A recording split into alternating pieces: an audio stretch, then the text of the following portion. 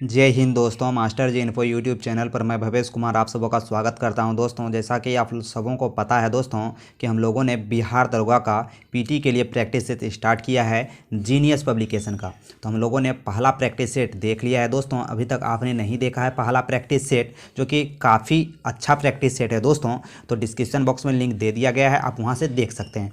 आज हम लोग देखेंगे जीनियस पब्लिकेशन का सेट नंबर 2 बिहार दरोगा के लिए। ठीक है, टोटल 36 प्रैक्टिस सेट है दोस्तों। ठीक है, तो ज़्यादा से ज़्यादा इस वीडियो को शेयर कीजिएगा और चैनल पर नए होंगे दोस्तों तो एक रिक्वेस्ट है कि चैनल को सब्सक्राइब कर लीजिएगा। इस क्लास का पीडीएफ पाने के लिए 100 लाइक का टारगेट है दोस्तों। 100 लाइक पूरने पर आपको टेलीग्राम चैनल पर इस क्लास का पीडीएफ दे दिया जाएगा। चलते हैं दोस्तों, स्टार्ट करते हैं आज का वीडियो। पहला नंबर प्रश्न है, डीबीएस गुहा के नवीनतम प्रचलित मत के अनुसार भारत के आरंभिक जातियों का विन्यास को कितने वर्गों में बांटा गया है? तो कितने वर्गों में बांटा गया है दोस्तों? इसका सही उत्तर हो जाएगा 6 वर्गों में बांटा गया है डीबीएस गुहा के नेतृत्व में। ठीक है, बात करें दोस्तों वो 6 वर्ग कौन कौन से हैं, तो नेग्रोइट भू मध्य सागरीय, प्रोटो ऑस्ट्रोलाइड, 5वां है अल्पाइन, अगला है मंगोलियन और छठा है आर्य। ठीक है, इस तरह से 6 भागों में बांटा गया है आरंभिक जातियों को। ठीक है, नेक्स्ट चलते हैं, अगले प्रश्न की बात करते हैं। दूसरा नंबर प्रश्न है, ऋग्वेदिक आर्य किस भाषा का प्रयोग करते थे? तो ऋग्वेदिक आर्य जो थे दोस्तों ये संस्कृत भाषा का प्रयोग करते थे, इसलिए ऑप्शन नंबर ए यहाँ पर सही उत्तर हो जाएगा। ऋग्वेदिक जितने भी ग्रंथ एवं साहित्य लिखे गए हैं दोस्तों ये संस्कृत भाषा में ही लिखे गए हैं, ये भी हमें याद रखना है। अगला प्रश्न की बात करें, तीसरा नंबर प्रश्न, बिंदुसार के शासनकाल में कहाँ पर मौर्य साम्राज्य के विरुद्ध विद्रोह हुआ था? तो मौर्य साम्राज्य के विरुद्ध विद्रोह कहाँ हुआ था? तो इसका राइट आंसर हो जाएगा तक्षशिला में। कहाँ पर हुआ था दोस्तों? तक्षशिला में। तक्षशिला का ही विद्रोह को दबाने के लिए अशोक को भेजा गया था। ठीक है, इसीलिए ऑप्शन नंबर बी काफ़ी इंपॉर्टेंट है दोस्तों। तीसरा नंबर प्रश्न हमें याद रखना है। बात करें दोस्तों बिंदुसार के शासनकाल में तक्षशिला में विद्रोह हुआ, उसका पुत्र सुसीम विद्रोह को दबाने में असफल रहा था, इसीलिए वहाँ पर उनका दूसरा जो पुत्र अशोक था दोस्तों अशोक को भेजा गया था। सुसीम के असफल रहने के पश्चात उज्जैन के तत्कालिक सूबेदार अशोक ने तक्षशिला के विद्रोह को सफलतापूर्वक दबा दिया था। तो ये भी प्रश्न पूछा जाता है दोस्तों कि जब तक्षशिला का विद्रोह छिड़ा था तो अशोक जो था वह कहाँ का सूबेदार था? तो उज्जैन का वह सूबेदार था, ये भी हमें याद रखना है।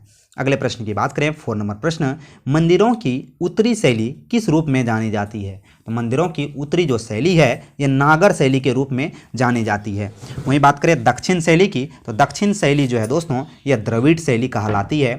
ठीक है, ये भी हमें याद रखना है। अगले प्रश्न की बात करें, 5वां नंबर प्रश्न, चंगेज खां किस देश का निवासी था? काफ़ी इंपॉर्टेंट चंगेज खां के बारे में प्रश्न पूछा जाता है। तो चंगेज खां मंगोलियन था। कौन था दोस्तों? चंगेज खां जो था मंगोलियन था। इनका वास्तविक नाम पूछे दोस्तों, कई बार एग्जाम में पूछा गया है, तो तेमुजिन था। चंगेज खां का वास्तविक नाम तेमुजिन था। चंगेज खां मंगोलिया का निवासी था। चंगेज खां ने मंगोलों की एक सुसंगठित सेना तैयार की थी। चंगेज खां गजनी और पेशावर पर अधिकार कर लिया और ख्वारिज्म वंश के शासक अलाउद्दीन मुहम्मद को हरा दिया। बात करें दोस्तों चंगेज खां, उसके उत्तराधिकारी जलालुद्दीन मंगबरनी का चंगेज खां ने सिंधु नदी तक पीछा किया था।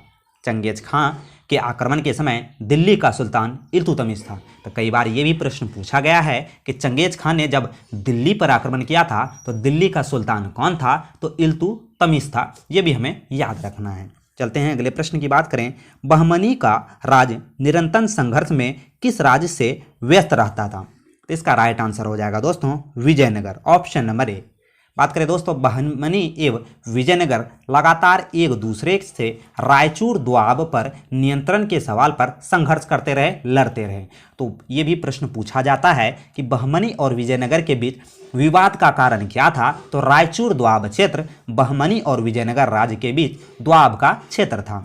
चलते हैं अगले प्रश्न की बात करते हैं। 7वां नंबर प्रश्न है, इंडिया ऑफ माई ड्रीम्स के लेखक कौन है? तो इंडिया ऑफ माई ड्रीम्स के लेखक महात्मा गांधी जी हैं, ऑप्शन नंबर बी। बात करें दोस्तों Mahatma Gandhi my experiment with truth तथा इंडिया ऑफ माई ड्रीम्स के लेखक महात्मा गांधी जी हैं। जवाहरलाल नेहरू की बात करें दोस्तों तो डिस्कवरी ऑफ इंडिया के लेखक जवाहरलाल नेहरू हैं। The glimpse of world history के लेखक भी जवाहरलाल नेहरू जी हैं। अगले प्रश्न की बात करें, 8वां नंबर प्रश्न, कलकत्ता जो कोलकाता शहर का संस्थापक कौन था? तो कलकत्ता शहर के यहाँ पर संस्थापक पूछे तो जॉब चौर्नक हो जाएंगे, ऑप्शन नंबर डी। वास्तुकार भी ये पूछे जाते हैं दोस्तों कि कलकत्ता शहर के वास्तुकार तो जॉब चौर्नक थे। ठीक है, अगले प्रश्न की बात करें दोस्तों, 1698 ईस्वी में अंग्रेजों का सुतनापती कलकतिया जो कि कालीघाट और कोलकाता के बीच है, गोविंदपुर 3 गांवों की जमींदारी मिली तथा यहाँ पर फोर्ट विलियम्स का निर्माण किया गया। कालांतर में जब चौरनौक ने यहाँ पर कलकत्ता यानी कि कोलकाता शहर का निर्माण कराया था। ठीक है, चलते हैं अगले प्रश्न की बात करते हैं। ब्लैक होल एपिसोड किस युद्ध से पहले की घटना है? तो ब्लैक होल एपिसोड के बारे में अगर प्रश्न पूछे दोस्तों, तो ब्लैक होल जो एपिसोड है, ब्लैक होल एपिसोड के बारे में अगर पूछे तो इसका राइट आंसर यहाँ पर होगा दोस्तों प्लासी युद्ध। क्या हो जाएगा? प्लासी युद्ध, ऑप्शन नंबर ए। 10वां नंबर प्रश्न है, लॉर्ड मेकाले शिक्षा पद्धति कब लागू हुई थी? तो लॉर्ड मेकाले जो शिक्षा पद्धति थी यह 1835 में लागू हुई थी। आप लोगों को कमेंट करके बताना है दोस्तों, तो लॉर्ड मेकाले शिक्षा पद्धति को कब समाप्त किया गया था। ठीक है, अगले प्रश्न की बात करेंगे हम लोग। 11वां नंबर प्रश्न है, 1906 ईस्वी में कांग्रेस के वार्षिक अधिवेशन की अध्यक्षता किसने की थी? इसका सही उत्तर हो जाएगा दादा भाई नौरोजी ने। किसने? दादा भाई नौरोजी ने। दादा भाई नौरोजी ने कुल 3 बार कांग्रेस की अध्यक्षता की थी। ठीक है, रोलेक्ट एक्ट पारित कब हुआ था? तो रोलेक्ट एक्ट कब पारित हुआ था दोस्तों? काफी हाईलाइटेड प्रश्न है, 1919 में। रोलेक्ट एक्ट को काला कानून भी कहा जाता है। अगला प्रश्न है, भारतीय संविधान कैसा है? तो भारतीय संविधान के बारे में अगर प्रश्न पूछे तो यह अर्धसंघीय और संघीयवत है, ऑप्शन नंबर बी यहाँ पर सही उत्तर हो जाएगा। अगला प्रश्न है, द्वितीय विश्व युद्ध के दौरान हुए जाति संहार के परिणाम स्वरूप मारे गए लाखों लोग कौन थे? तो मारे गए जो लाखों लोग थे दोस्तों वह यहूदी थे, ऑप्शन नंबर ए। अगला प्रश्न है, पाकिस्तान नाम किसने दिया था या पाकिस्तान नाम किसने बनाया था? तो इसका सही उत्तर हो जाएगा चौधरी रहमत अली। ठीक है, ऑप्शन नंबर डी।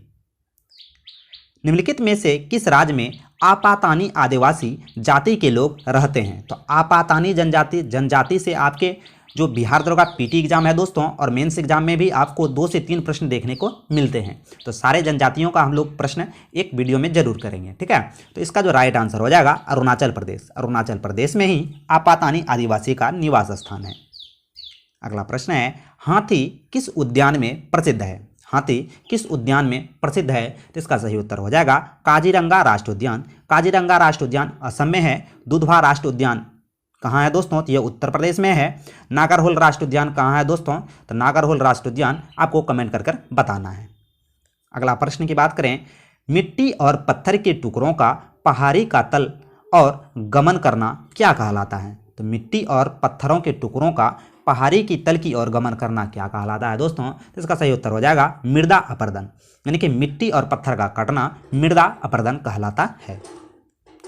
अगला प्रश्न है, भारत में सर्वाधिक भूमि पर किस मृदा का विस्तार है? तो भारत में सर्वाधिक भूमि पर जलोढ़ मिट्टी का विस्तार है, ऑप्शन नंबर ए। अगला प्रश्न है, थीन बांध निम्नलिखित में से किस नदी पर स्थित है? तो ये थीन बांध जो है दोस्तों यह रावी नदी पर स्थित है, ऑप्शन नंबर सी यहाँ पर सही उत्तर हो जाएगा। अगला प्रश्न है, भारत के पारादीप एवं कांडला पतन यानी कि कांडला बंदरगाह निम्न तट पर स्थित है। तो भारत में पारादीप और कांडला जो बंदरगाह है दोस्तों यह पूर्वी और पश्चिमी तट पर स्थित है। ठीक है, पारादीप पूर्वी तट पर है और कांडला पश्चिमी तट पर है, ये हमें याद रखना है। टोटल बड़े बंदरगाहों की बात करें तो 18 बड़े बंदरगाह हैं दोस्तों। ठीक है, गांधी के दांडी मार्च का संबंध किससे है? तो गांधी जी के दांडी मार्च का जो संबंध सविनय अवज्ञा आंदोलन से है, 1930 में यह हुआ था। ठीक है, द डेट भी हम लोगों को याद रखना है। भारत और श्रीलंका के बीच में कौन सा द्वीप है? तो भारत और श्रीलंका के बीच द्वीप की बात करें तो यह रामेश्वर द्वीप है। ठीक है, ऑप्शन नंबर बी। अगला प्रश्न है, लोक लेखा समिति के बेसिक या मूल आधार क्या है? तो लोक लेखा समिति के बेसिक या मूल आधार की बात करें तो संवैधानिक निकायों, ट्रेडिंग और विनिर्माण स्कीमों एवं परियोजनाओं के आय व्यय के दर्शाने वाले लेखा विवरणों की जांच करना है लोक लेखा समिति। लोक लेखा समिति में कुल 15 सदस्य होते हैं। ठीक है, 25 नंबर प्रश्न पूछे, हिमपात कब होता है? हिमपात कब होता है ये प्रश्न पूछा जा रहा है दोस्तों। तो हिमपात के बारे में अगर प्रश्न पूछे तो इसका सही उत्तर हो जाएगा वायु का ओसांग और हिमांक से नीचे आ जाना तब हिमपात होता है। यानी कि वायु का जो ओसांक है दोस्तों वह हिमांक से नीचे जब आ जाता है तो हिमपात होने की संभावना होती है। अगला प्रश्न है निम्नलिखित में से किस महासागर में महासागरीय धाराओं तथा दिशा परिवर्तन वर्ष में 2 बार होता है। तो वर्ष में 2 बार होता है हिंद महासागर में। ऑप्शन नंबर सी। 27 नंबर प्रश्न है विद्युत रेखा निम्न में से किस देश से होकर गुजरती है। सॉरी दोस्तों, विषुवत रेखा के बारे में अगर प्रश्न पूछे तो विषुवत रेखा को ट्रिक याद रखेंगे के बिक सके। विषुवत रेखा क्या ट्रिक है दोस्तों, के बिक सके। के से कन्या, बी से ब्राजील, आई से इंडोनेशिया, इस तरह से ये होता है। तो यहाँ पर पूछा जा रहा है जो है 27 का यहाँ राइट आंसर होगा ब्राजील। ऑप्शन नंबर बी, के बिक सके याद रखेंगे। सूर्य ग्रहण सोलर इक्लिप्स होता है जब, यानी कि सूर्य ग्रहण कब होता है ये प्रश्न पूछा जा रहा है। तो सूर्य ग्रहण होता है जब चंद्रमा पृथ्वी और सूर्य के बीच आ जाता है। तो अगर डायरेक्ट हम लोग कैसे याद रखेंगे दोस्तों, सूर्य ग्रहण कब होता है। तो सूर्य ग्रहण जैसे पूछे तो आप चंद्रमा की ओर आ जाएंगे। चंद्रमा पृथ्वी और सूर्य के बीच में आएगा, पृथ्वी और सूर्य के बीच में आएगा तो यह सूर्य ग्रहण होगा। वहीं पूछे दोस्तों चंद्र ग्रहण कब आता है, तो चंद्र ग्रहण के बारे में अगर प्रश्न पूछे तो पृथ्वी, सूर्य और चंद्रमा के जब बीच में आ जाता है तो चंद्र ग्रहण होता है। ये भी हम लोगों को याद रखना है। 29 नंबर प्रश्न है बृहस्पति का अध्ययन करने वाला उपग्रह कौन सा है। तो बृहस्पति का अध्ययन करने वाला उपग्रह वाइजर 1 है। Option number D. अगला प्रश्न है निम्नलिखित में से कौन सा माध्यम मार्गी नहीं है। माध्यम मार्गी नहीं है, तो इसका सही उत्तर हो जाएगा Bal Gangadhar Tilak. Option number D. अगले प्रश्न की बात करें दोस्तों, ब्रिटिश संसद के लिए चुनाव जीतने वाले प्रथम भारतीय कौन थे। तो ब्रिटिश संसद के लिए चुनाव जीतने वाले प्रथम भारतीय दादा भाई नौरोजी थे। दादा भाई नौरोजी ने 3 बार कांग्रेस की अध्यक्षता की थी। ठीक है। आपातकाल की घोषणा का अनुमोदन संसद द्वारा कितनी अवधि के अंदर होना अनिवार्य है। तो कितनी अवधि के अंदर होना अनिवार्य है, तो 1 माह के अंदर होना अनिवार्य है। ठीक है, नहीं तो यह स्वतः समाप्त हो जाएगी। 33 नंबर प्रश्न है मतदाताओं की सर्वाधिक संख्या वाला राज्य कौन सा है। तो सर्वाधिक संख्याओं वाला राज्य उत्तर प्रदेश हो जाएगा, क्योंकि जनसंख्या की दृष्टि से भारत का सबसे बड़ा राज्य उत्तर प्रदेश है। अगला प्रश्न की बात करें, राज्य की विधान परिषद के कितने सदस्य विधानसभा द्वारा चुने जाते हैं। तो कितने सदस्य चुने जाते हैं, तो इसका सही उत्तर हो जाएगा 1/3 सदस्य। Option number B. अगला प्रश्न है लोकसभा अध्यक्ष अन्य सदस्यों के बोलने देने के लिए किसी एक सदस्य से बोलना बंद करने के लिए कह सकता है, यह व्यवस्था जानी जाती है। तो यह व्यवस्था जानी जाती है शिष्टाचार व्यवस्था। Option number A. अगला प्रश्न है भारतीय संविधान के अनुसार केंद्रीय मंत्री किसकी इच्छा रहने तक पद संभालेंगे। तो किसकी इच्छा रहने तक पद संभालेंगे, तो भारत के राष्ट्रपति के इच्छा रहने तक पद संभालेंगे। अगला प्रश्न है भारतीय संविधान के किस अनुच्छेद में राज्य को ग्राम पंचायत के गठन का निर्देश दिया गया है। इसका सही उत्तर हो जाएगा अनुच्छेद 40 में। ठीक है। अगला प्रश्न है अर्थशास्त्र पुस्तक के लेखक कौन है। तो अर्थशास्त्र पुस्तक के लेखक कौन है दोस्तों, चाणक्य, कौटिल्य या विष्णुगुप्त।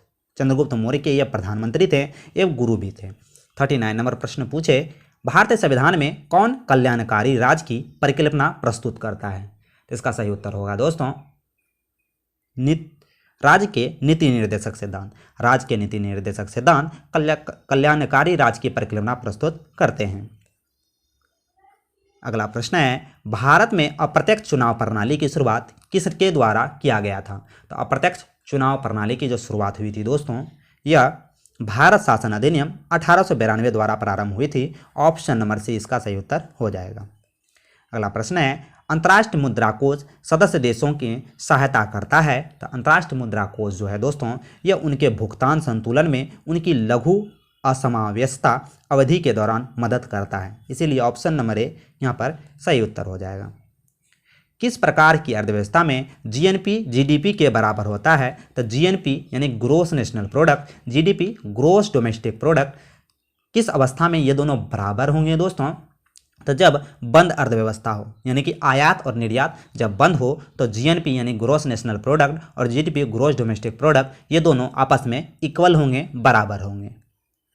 अगला प्रश्न है, वह अर्थव्यवस्था जिसमें सरकारी व निजी दोनों प्रकार के उपक्रम हैं वह क्या कहलाते हैं? तो वह क्या कहलाते हैं? तो वह कहलाते हैं मिश्रित अर्थव्यवस्था। यानी कि जिसमें निजी भी अर्थव्यवस्था हो और सरकारी भी अर्थव्यवस्था हो, दोनों को सम्मिलित रूप से मिश्रित अर्थव्यवस्था कहते हैं। एशिया का प्राचीनतम तथा विशालतम बौद्ध मठ कहाँ है? तो एशिया का प्राचीनतम तथा विशालतम जो बौद्ध मठ है दोस्तों, यह त्वांग में है, जो कि अरुणाचल प्रदेश में है। Option number A. अगला प्रश्न है, बंगाल का अस्थायी बंदोबस्त किस ब्रिटिश गवर्नर जनरल द्वारा हुआ था? तो बंगाल में अस्थायी बंदोबस्त के बारे में अगर प्रश्न पूछे तो लॉर्ड कॉर्नवालिस। कौन हो जाएंगे दोस्तों? Lord Cornwallis. अगला प्रश्न है, पुरस्कार और संबंधित क्षेत्रों में निम्नलिखित जोड़ियों में कौन सा जोड़ी मेल सही नहीं है? कौन सा जोड़ी मेल सही नहीं है, ये प्रश्न पूछा जा रहा है दोस्तों। तो देख सकते हैं, कलिंग पुरस्कार विज्ञान के लिए बिल्कुल सही, बुकर पुरस्कार साहित्य के लिए बिल्कुल सही, पुलित्जर जो पुरस्कार है यह पत्रकारिता के क्षेत्र में दिया जाता है, धर्म के विकास के लिए नहीं दिया जाता है, तो यही यहाँ पर गलत हो जाएंगे। ठीक है, ऑप्शन नंबर सी। बोरलॉग पुरस्कार कृषि के क्षेत्र में। ठीक है, तो इसका आंसर जो होगा ऑप्शन नंबर सी। निम्नलिखित का मिलान कीजिए। 47 में पूछा जा रहा है दोस्तों कि मिलान करना है। एक तरफ सूची 1, एक तरफ सूची 2 दिया है। मिडनाइट चिल्ड्रन पुस्तक के लेखक कौन है? तो मिडनाइट चिल्ड्रन पुस्तक के लेखक हो जाएंगे सलमान रश्दी। ठीक है। द इनहेरिएट ऑफ लेंस के लेखक कौन है? तो इसके लेखक हो जाएंगे Kiran Desai. God of small thing के लेखक कौन है? तो Arundhati Roy. The white tiger के लेखक कौन है? तो अरविंद ओडिगा है। इस प्रश्न को वीडियो रोककर जरूर 1 से 2 बार रट ले दोस्तों, कई बार ये सब प्रश्न पुस्तक पूछे जाते हैं। चलते हैं अगले प्रश्न की बात करते हैं। मिसाइल का जनक किसे कहा गया है? तो मिसाइल का जनक के बारे में अगर प्रश्न पूछे तो ये हो जाएंगे APJ Abdul Kalam. Option number A, missile man of India. विषम शब्द को यहाँ पर पहचानना है। 49 में विषम शब्द को पहचानना है तो internet explorer, net accept, Mozilla या एक्सेल जो है दोस्तों यह विषम हो जाएगा। Option number D. अगला प्रश्न है, टेबुल की पंक्तियों को अद्भुत ढंग से पहचानने वाले गुण को कौन सी कुंजी कहा जाता है? तो कंप्यूटर से भी आपको 1 से 2 प्रश्न देखने के लिए मिलेंगे, तो यह प्राथमिक कहलाता है। Option number A. अगला प्रश्न है, निम्न में कौन सा विकल्प विज्ञान की 3 शाखाओं को इंगित करता है? तो विज्ञान की 3 शाखाओं को इंगित कौन करता है दोस्तों? तो यहाँ देख सकते हैं भौतिकी, रसायन और जीव विज्ञान। Option number C. Option number C यहाँ पर सही उत्तर हो जाएगा। द्रवों में पृष्ठ तनाव का कारण क्या है? द्रवों में पृष्ठ तनाव का कारण है अणुओं के मध्य ससंजक बल। Option number B. अगला प्रश्न है, निम्नलिखित में कौन सी विद्युत चुंबकीय तरंग नहीं है? कौन सी विद्युत चुंबकीय तरंग नहीं है, ये प्रश्न पूछा जा रहा है, तो इसका सही उत्तर हो जाएगा पराश्रव्य तरंग जो है विद्युत चुंबकीय तरंग नहीं है, ये सब ध्वनि तरंग है। एक्स किरणें, प्रकाश और ऊष्मीय विकिरण ये सब विद्युत चुंबकीय तरंग हैं। अगला प्रश्न है, यदि किसी चल वस्तु पर लगने वाले सभी बलों का योग 0 हो तो यह वस्तु क्या होगी? तो यह जो वस्तु है दोस्तों यह सतत वेग से चलती रहेगी। Option number D. परम ताप का वह शुरुआत बिंदु है जहां सभी आणविक गति बंद हो जाती है, तो यह क्या कहलाता है? तो यह कहलाता है परम शून्य। परम शून्य परम ताप कहलाता है। ठीक है। ध्रुव चुंबक से उसी प्रकार संबंधित है जिस प्रकार सिरा बैटरी से संबंधित है। ध्रुव चुंबक से इसी प्रकार संबंधित है जिस प्रकार सिरा बैटरी से संबंधित है। ठीक है। चलते हैं अगले प्रश्न की बात करते हैं। एक पिंड किसी द्रव में तैर रहा है। पिंड और द्रव का घनत्व बराबर है। अगर पिंड को नीचे की ओर दबाकर छोड़ दिया जाए तो वह क्या होगा? तो पिंड को अगर नीचे की ओर दबाकर छोड़ दिया जाए तो वह अपनी पुरानी अवस्था में एकदम से आ जाएगा। Option number C. अगले प्रश्न की बात करें, दूरबीन क्या है? दूरबीन क्या है? तो दूरबीन दूर की वस्तु को देखने में प्रयोग किया जाने वाला एक यंत्र है। एक विद्युत परिपथ में एक फ्यूज तार का प्रयोग क्यों किया जाता है? तो विद्युत परिपथ में फ्यूज तार का प्रयोग सर्किट में प्रवाहित होने वाले अधिक विद्युत को रोकने के लिए किया जाता है। ऑप्शन नंबर सी। परिशोधक का प्रयोग डैश में परिवर्तन के लिए किया जाता है। तो परिशोधक का जो प्रयोग है दोस्तों एसी को डीसी में परिवर्तन करने के लिए किया जाता है। ठीक है। साधारण कार्बन स्टील में मुख्यतः क्या होते हैं? तो साधारण जो कार्बन स्टील होते हैं इसमें कार्बन तथा लोहा पाया जाता है। Option number D. अगला प्रश्न है, चोल वंश में ग्राम प्रशासन के बारे में किस शिलालेख में उल्लेख मिलता है? तो कौन से शिलालेख में उल्लेख मिलता है? उत्तर मेरूर अभिलेख में चोल वंश के ग्राम प्रशासन के बारे में उल्लेख मिलता है। अगला प्रश्न है, हीरे रात में क्यों चमकते हैं?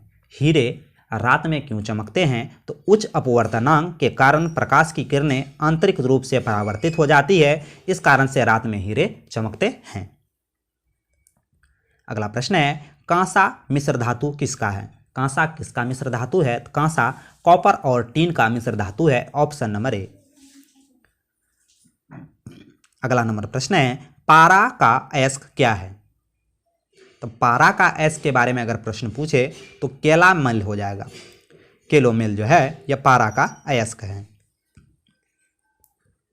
66 नंबर प्रश्न है, एक्वा रेजिया किसका मिश्रण है? तो एक्वा रेजिया जो है दोस्तों यह HCl उसके बाद HNO3 का मिश्रण है। HCl हाइड्रोक्लोरिक अम्ल, HNO3 नाइट्रिक अम्ल का मिश्रण है। तो ये हमें याद रखना है। एक्वा रेजिया किसका मिश्रण है? HCl HNO3, जो कि ऑप्शन में नहीं दिया गया है दोस्तों, इसलिए ऑप्शन नंबर डी यहाँ पर सही उत्तर हो जाएगा। अगला प्रश्न है, निम्नलिखित में कौन सी गैस फलों का कृत्रिम रूप से पकाने में प्रयोग किया जाता है? तो कृत्रिम रूप से पकाने के लिए जो प्रयोग किया जाता है दोस्तों यह हो जाएगा इथिलीन। कृत्रिम रूप से पकाने के लिए इथिलीन का प्रयोग किया जाता है। अगला प्रश्न है, आदर्श गैस की ऊर्जा आधारित होती है? तो आदर्श गैस की जो ऊर्जा वह आधारित होती है तापमान पर। Option number C. अगला प्रश्न है, परमाणु विस्फोट में काफ़ी अधिक ऊर्जा निकलती है, इसके क्या परिणाम हो सकते हैं? तो इसके क्या परिणाम हो सकते हैं? इसके परिणाम द्रव्यमान का ऊर्जा में रूपांतरण हो सकता है। Option number D. अगला प्रश्न है, मान लीजिए एक रेडियो एक्टिव प्रतिदर्श की माध्य आयु T है। प्रतिदर्श में प्रारंभ में उपस्थित 75% सक्रिय नाभिकों का कितने समय में क्षय हो जाएगा? कितने समय में क्षय हो जाएगा? तो 2T समय में क्षय हो जाएगा। अगला प्रश्न है, निम्नलिखित में से किसने यह मूल अवधारणा प्रस्तुत की कि सभी जीव कोशिकाओं से बने होते हैं? सभी जीव कोशिकाओं से बने होते हैं, यह किसने कहा दोस्तों? तो यह MJ स्लाइडेन और T श्वान ने कहा था। इसलिए 2 और 4 ऑप्शन नंबर डी में है, तो ऑप्शन नंबर डी यहाँ पर सही उत्तर हो जाएगा। 72 नंबर प्रश्न की बात करें, नाइट्रोजन स्थिरीकरण में लेग्नो हीमोग्लोबिन का मुख्य कार्य क्या है? तो बायोलॉजी से भी आपके काफ़ी प्रश्न देखने को मिलेंगे दोस्तों बिहार दरोगा के प्रश्न में। तो 72 का यहाँ सही उत्तर होगा ऑक्सीजन का अवशोषण। केमिस्ट्री से कम प्रश्न देखने को मिलेंगे, सबसे ज़्यादा फिजिक्स और उसके बाद बायोलॉजी से, साइंस सेक्टर से फिजिक्स और बायोलॉजी से सबसे ज़्यादा आपको बिहार दरोगा के प्रश्न देखने को मिलेंगे। टाइफाइड रोग में शरीर का कौन सा अंग प्रभावित होता है? तो टाइफाइड रोग में शरीर का आहारनाल प्रभावित होता है। ऑप्शन नंबर सी। 74 नंबर प्रश्न है, प्रकाश संश्लेषण में पौधे कौन सी गैस का अवशोषण करते हैं? तो 74 का राइट आंसर हो जाएगा कार्बन डाइऑक्साइड का अवशोषण करते हैं, CO2। शरीर के थर्मोस्टेट यानी कि ताप स्थिरांक का काम करने वाली ग्रंथि कौन सी है? यह जो ग्रंथि है दोस्तों यह हो जाएगा हाइपोथैलेमस ग्रंथि। हाइपोथैलेमस ग्रंथि का कार्य थर्मोस्टेट है, यानी कि ताप का स्थिरीकरण करना है। ऑप्थोलिज्म, ऑप्थोलिज्म किससे संबंधित है दोस्तों? तो इसका सही उत्तर हो जाएगा यह आंख से संबंधित है। 77 नंबर प्रश्न है, एक वयस्क मानव में रक्त का निर्माण कहाँ होता है? तो एक वयस्क मानव में रक्त का निर्माण लाल अस्थिमज्जा में होता है। ऑप्शन नंबर सी।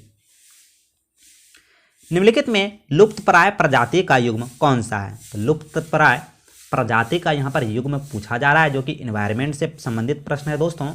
इसका सही उत्तर हो जाएगा गार्डनर लिजार्ड मैक्सिकन प्राणी। ये जो है दोस्तों लुप्तप्राय प्रजाति है, वर्तमान में यह नहीं है। जबकि भारतीय मोर आपको मिल जाएंगे, रेशन मंकी मिल जाएंगे, हरणी वृक्ष भी मिल जाएंगे। ठीक है, तो ऑप्शन नंबर ए यहाँ पर सही उत्तर हो जाएगा। रेडियो कार्बन काल निर्धारण किससे संबंधित है? तो रेडियो कार्बन काल के अगर बारे में प्रश्न पूछे तो यह जीवाश्म की आयु को पता करने के लिए किया जाता है। रेडियो कार्बन काल जीवाश्म के लिए प्रयोग किया जाता है, रेडियो कार्बन काल। ठीक है, अगले प्रश्न की बात करें दोस्तों, वायु को शुद्ध करता है? वायु को कौन शुद्ध करता है? तो वायु को शुद्ध करता है पादप, ऑप्शन नंबर ए, यानी कि पेड़ पौधे। मैथिली भाषा बिहार के किन किन जिलों में बोली जाती है? तो मैथिली भाषा के बारे में अगर प्रश्न पूछे तो यह दरभंगा और मधुबनी में सर्वाधिक बोली जाती है। मैथिली भाषा बिहार में दरभंगा और मधुबनी में बोली जाती है। निम्न कथनों पर विचार करना है। तो 82 में दोस्तों विचार करना है। अंग महाजनपद का प्रथमत उल्लेख शतपथ ब्राह्मण से मिलता है, बिल्कुल गलत। दूसरा जो है दोस्तों, अंग महाजनपद की राजधानी मलिनी थी। अंग महाजनपद की राजधानी चंपा थी। क्या थी दोस्तों? अंग महाजनपद की जो राजधानी थी वह चंपा थी। कालांतर में बिंबिसार ने अंग महाजनपद को जीतकर मगध साम्राज्य में मिला लिया, ये भी सही है। तो दूसरा और तीसरा यहाँ पर दोस्तों सही हो जाएगा। 82 का जो राइट आंसर होगा दोस्तों, दूसरा और तीसरा यहाँ पर सही हो जाएगा, ऑप्शन नंबर बी। अगले प्रश्न की बात करें, निम्न में कौन उत्तरी गंगा के मैदान की विशेषता है? तो उत्तरी गंगा मैदान की विशेषता इनमें से कौन सा हो जाएगा? जलोद पंखी क्षेत्र, बिल्कुल सही। पश्चिम में उच्च भूमियां, बिल्कुल सही। तराई क्षेत्र की मौजूदगी, बिल्कुल सही। उपयुक्त में से सभी जो है दोस्तों उत्तरी गंगा मैदान की मुख्य विशेषता है। अगला प्रश्न है, भगवान बुद्ध के वैशाली प्रवास के दौरान निम्न में से किस महिला ने बौद्ध संघ को एक उद्यान समर्पित किया था? तो किस महिला ने समर्पित किया था? इसका राइट आंसर हो जाएगा अमरपाली ने, ऑप्शन नंबर बी। अगला प्रश्न है, पंचायत के चुनाव कराने हेतु निर्णय किसके द्वारा लिया जाता है? 85 का जो राइट आंसर होगा यह हो जाएगा राज्य सरकार द्वारा, ऑप्शन नंबर बी। निम्न में से किस रेलवे जोन की रेल लाइनें बिहार से होकर नहीं गुजरती है? तो बिहार से होकर नहीं गुजरती है दोस्तों, तो इसका सही उत्तर हो जाएगा उत्तर रेलवे, ऑप्शन नंबर डी। अगला प्रश्न है, पाटलिपुत्र पर कुषाणों का अभियान कब हुआ था? तो पाटलिपुत्र पर कुषाणों का जो अभियान है यह प्रथम शताब्दी में हुआ था, ऑप्शन नंबर ए। अगला प्रश्न है, निम्न में कौन चंपारण सत्याग्रह में महात्मा गांधी के सहयोगी नहीं थे? तो चंपारण सत्याग्रह में महात्मा गांधी के सहयोगी कौन नहीं थे दोस्तों? तो श्री कृष्ण सिंह, ठीक है, श्री कृष्ण सिंह सहयोगी नहीं थे। 89 नंबर प्रश्न है, राज्य सिविल सेवा का आयोजन करने वाली संस्था बिहार में कौन सी है? तो इसका राइट आंसर हो जाएगा बिहार लोक सेवा आयोग, ऑप्शन नंबर ए। अगला नंबर प्रश्न है, निम्न में कौन बिहार राज्य में चलने वाली योजना है? तो बिहार राज्य में चलने वाली योजना व्यवसायिक प्रशिक्षण योजना, मुख्यमंत्री महादलित पोशाक योजना, महादलित शौचालय निर्माण योजना, ऑप्शन डी यहाँ पर सही हो जाएगा। सभी का सभी जो है दोस्तों बिहार राज्य में चलने वाली प्रमुख योजनाएं हैं। अभी हम लोगों ने सेट नंबर 2 देखा। इस क्लास का PDF पाने के लिए टेलीग्राम चैनल को आप लोग ज्वाइन कर लीजिएगा। टेलीग्राम चैनल का लिंक डिस्क्रिप्शन बॉक्स में दे दिया गया है। आशा करता हूं कि आज का ये क्लास आपको बहुत अच्छा लगा होगा। क्लास अगर अच्छा लगे दोस्तों तो एक लाइक और प्यारा सा कमेंट जरूर कीजिएगा, और चैनल पर नए होंगे तो चैनल को सब्सक्राइब कर लीजिएगा। मिलते हैं दोस्तों अगले वीडियो में। जय हिंद, जय भारत।